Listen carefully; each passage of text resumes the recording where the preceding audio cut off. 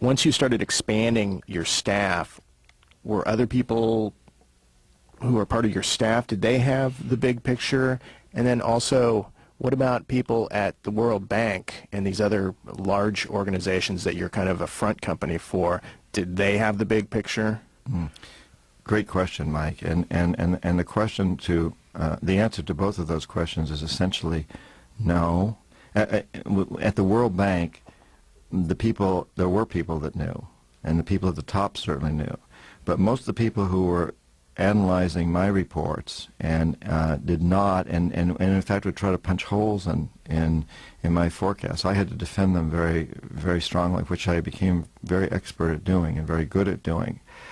So these people were hired basically to pick apart the reports of consultants. But their bosses knew. They were part of the system. There were always, in all of these organizations, there are a few people who are the economic hitmen who know what's going on, and the rest are pretty much kept in the dark, and they're doing their jobs, what they see as their jobs. But in the end, the economic hitmen win out because we all know. I mean, so if you're a PhD economist who's assigned to pick apart my study and punch holes in it if you can, you do that. I defend it strongly. Your boss is on my side ultimately. He's an economic hitman too. So in the end, I'm going to win. But there's going to be a song and a dance. So there's a great paper trail that shows that you really did your job. You tried to punch holes in me, but in the end, you became convinced that everything I was saying was true, was fact.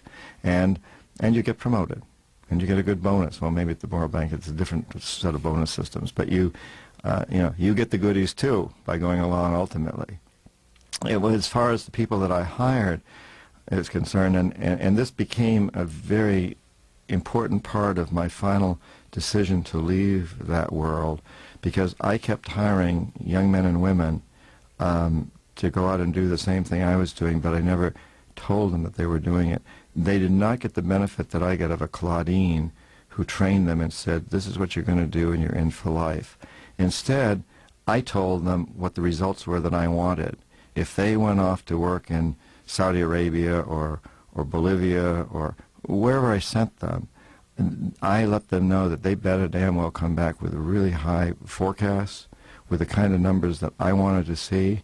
If they didn't, they wouldn't have a job. If they did, they would get promoted. They would get good Christmas bonuses. I mean, I controlled all that.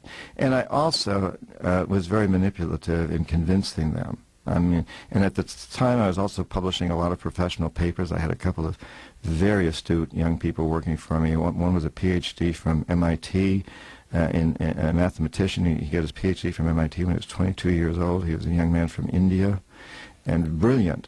And he produced the kind of results I wanted. We wrote these papers. So we had a whole system in place of convincing everybody that what they were doing was right, and then rewarding them, or get the carrot and stick approach, that they get well rewarded when they did what I wanted, and if they didn't do it, they didn't get rewarded, and they might get fired.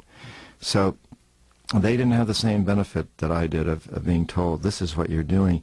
And in the end, that made me feel very guilty that I'd manipulated people like that. It was one of the reasons that I wanted to get out, and one of the reasons that I wrote the book, because that's typical throughout these organizations.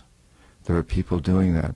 Throughout the corporate world, I know people who work for big corporations now that are outsourcing, that have sweatshops in Asia, producing the goods that they're selling in the United States, paying people $1 a day or less, people who are working in terrible conditions.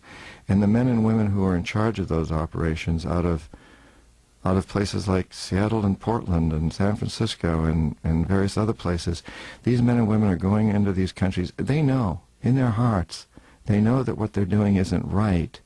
But back home in the headquarters office is a whole team of psychologists, lawyers, and others telling them that what they're doing is fine, it's good, and that the people who are working in the sweatshops getting $1 a day are better off than as if they didn't have those jobs, which is patently absurd, because those people, many of them lived on subsistence economies. True, they may never have made any money before, but they lived very well on subsistence economies until these companies came in and created a local market, a local economy that now depends on the dollar.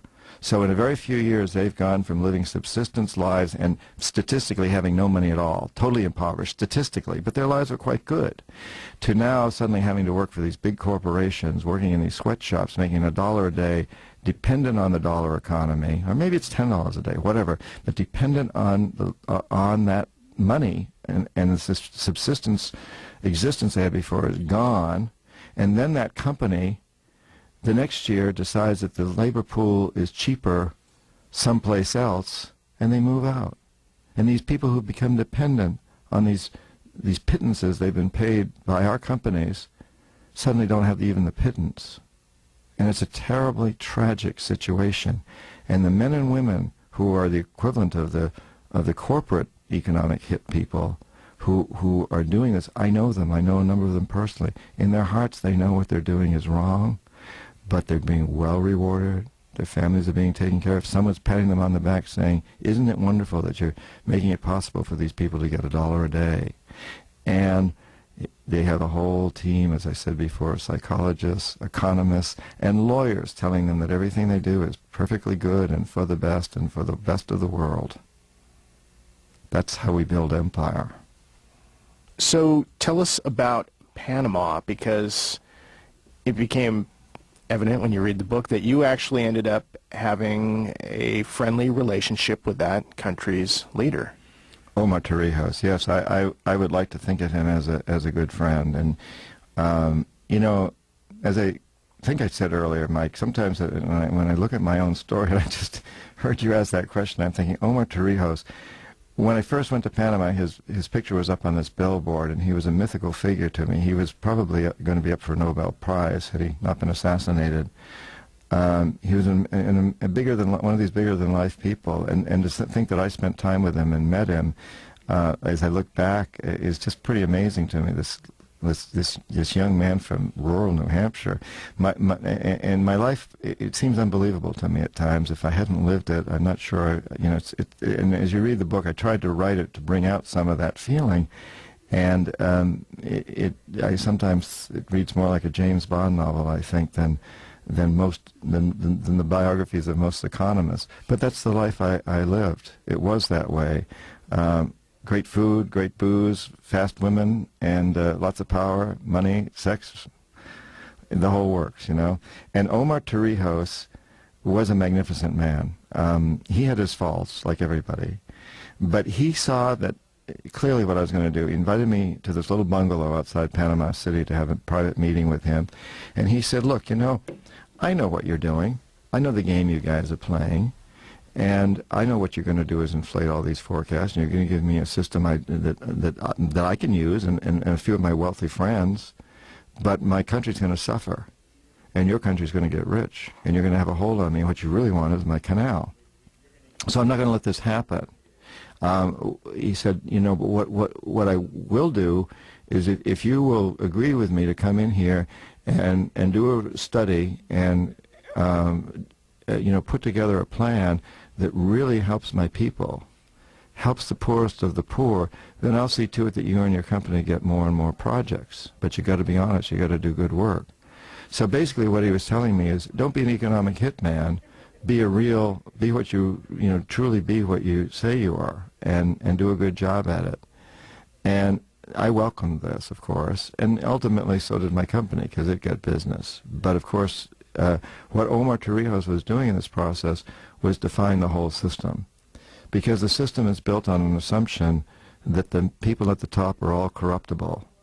And if you find someone at the top who isn't corruptible, then he can destroy the system, not only in that country, but in many other places. Because once someone starts to resist and someone starts to point out the truth behind the system and the fact that it can be opposed, then everybody in the system sees a threat and is in trouble. We've watched this happen so many places. Arbenz in Guatemala, Allende in Chile, Torrijos in Panama. We've seen it happen in Africa. We've seen it happen in Asia, in the Middle East. We've seen it happen over and over and over again.